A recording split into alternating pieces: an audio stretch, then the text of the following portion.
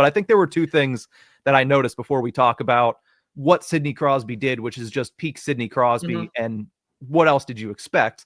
But Paul Skeens seeing a Pittsburgh, because that was a Pittsburgh sports crowd. Yeah, there were some people, including the guy that won $2 million, that were not Pittsburgh fans in that crowd. But for the most part, those were Steelers fans. Those were Penguins fans. Those were Pirates fans. So Paul Skeens getting the opportunity to see what the city is like when all the sports fans come out for a singular cause, you could tell he looked around. He's like, all right, this is what I want. Like, this is what it could be at PNC. This is what I was talking about a couple of months ago when my quotes got blown up all over the place. Not only that, Crosby coming out and seeing this building probably more full than he has seen it over the past year, and knowing the time of year and simply saying, and it looked like he was close to tears, man, I really wish we were gearing up for some playoffs in a couple weeks. That one, I mean, to me, I was just like, oh my God, they need capital NEED _ italicized. They need to get back there, because this guy, once he gets into the playoffs again, is going to go absolutely berserk. Yeah, he is in desperate need of another playoff run to really just, after some time off, after some short seasons compared to the last 16, see what he can get to. Paul Skeens coming out, like you said, like those quotes he had just a week ago almost now, just we need to be better. He can see what this city can bring. Everyone has listened, and everyone's down on the Pirates right now, including me. It's starting to feel a little gross being a Pirate fan, but again, conversation for a different podcast and a different day. But Paul Skeens is right when he says, you know, it is on the players to be better. They do need better players, but we'll get there. And seeing the reception that comes out for guys like him. Pittsburgh fans are smart. They know that this team's not good, but they know he is phenomenal. Special.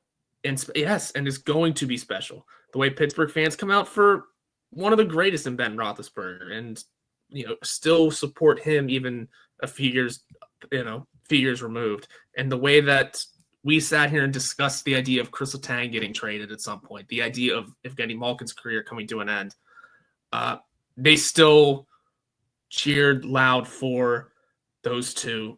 And it is a sports town. I think even Sid said it himself. It's the greatest sports town to play in, and give this fan base and get that player a playoff run, for God's sakes. The team, the player, and the fan base could use it, and it'd just be a nice little cleansing of what these last few seasons have been, and God only knows what this summer is going to be at PNC Park. Yeah, we'll have to wait and see about that one. Now, the reason they were out there was because each of the big three, Big Ben, Paul Skeens, and Sidney Crosby, had to throw a football, I don't know, I would say it was probably 25, 30 yards. I mean, it might have looked longer because it was on TV, but they had to throw a football into I'm not going to say what it is because this is a family show, but a ring. Into a ring. Sure. Into a target. A target. Best word to use. But throwing it into a target, each throw worth $1 million. Now, Paul Skeens goes up there. This guy was NL Rookie of the Year. This guy throws a football as part of his baseball warm-up every single game. There were, as recently as 24 hours prior to this, there were people clipping his warm-up routine and saying, maybe he should be the quarterback of the Pittsburgh Steelers. He goes out and he goes 0 for 2. And listen, he's young. This is some new stuff for him. That's a bigger crowd than he's seen in Pittsburgh throughout his entire year here. So we won't begrudge him for that. He'll get another opportunity. But then Sidney Crosby steps up to the plate and says, you know what? I've hit home runs at PNC Park. I've won Stanley Cups. As Pat McAfee said, we're standing underneath banners that you put here. And then, of course, he nails the shot. Of course, he nails the shot and puts the pot at $1 million. Big Ben hits it on the first try because he's a Hall of Fame quarterback, so you would hope that he would have hit it. And then all of a sudden, $2 million goes to a Philadelphia Eagles fan. I mean, what is that? I'm not mad at it because they did do a really cool thing with the random generator for don't call selecting those winners. Random number generator. That's what it was. That was a lot of fun. I did enjoy that aspect quite a bit. And of course, Sidney Crosby doing Sidney Crosby things, just nails it first try. No hesitation. Didn't even look like he was hesitating at all or finding a way to stumble. Just walked up, found the line, went, okay, here you go, bang, next. And then just laughed. Exactly. He just laughed because he's like, yeah, of course I hit it. And then even Letang said, are you surprised that he hit it? No, because he's Sid. He does everything well. Yeah.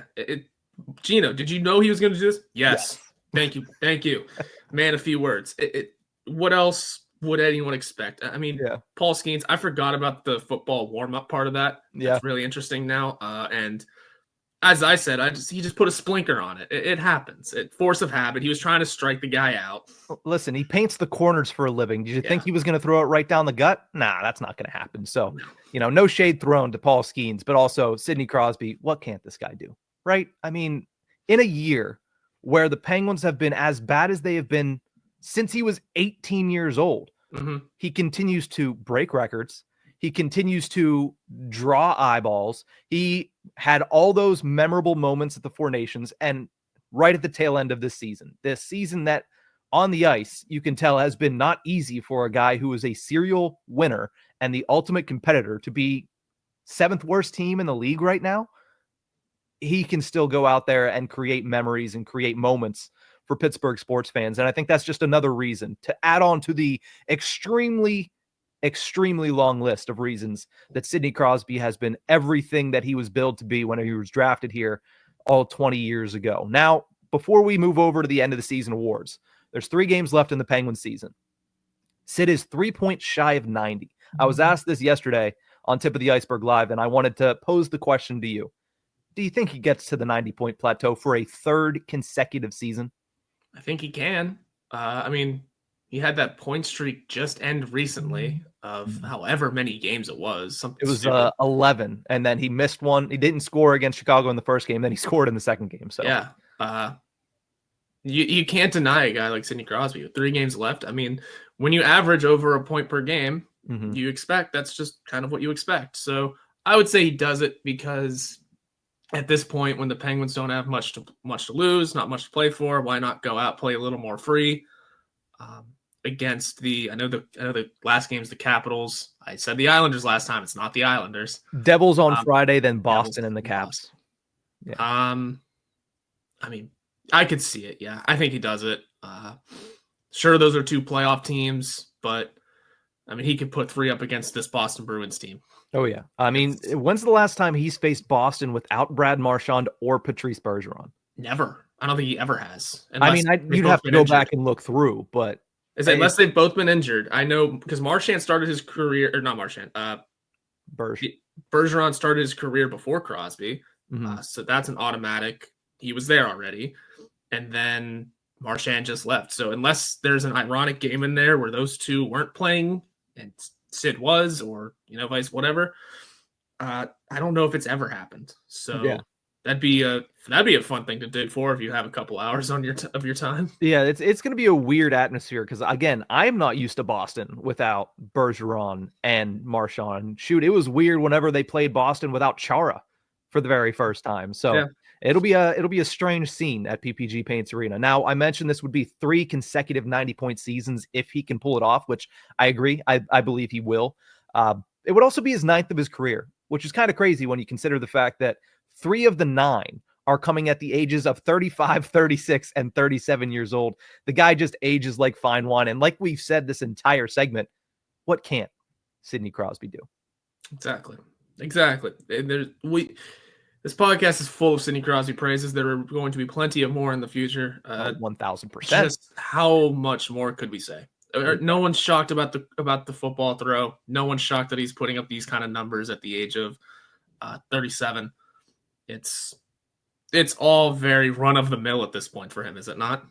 Yeah, pretty much. And I think if I'm not mistaken, at the age of 37, Mario Lemieux had 91. So if he could even get that extra point there, or maybe extra 2 points there, then it just, again, goes to Sidney Crosby continuing to build his legacy as I try to filibuster while I pull up Mario Lemieux's hockey reference page. Quickly, at 37, he had 91 points. So that's what he's for. He's 4 away from catching what Lemieux did at the age of 37. Now, after that, Lemieux obviously didn't play very much. We expect Crosby to, so he will have a much better 38-year-old season than Le Magnifique. But again, you look at Sid, he just continues to amaze day in and day out.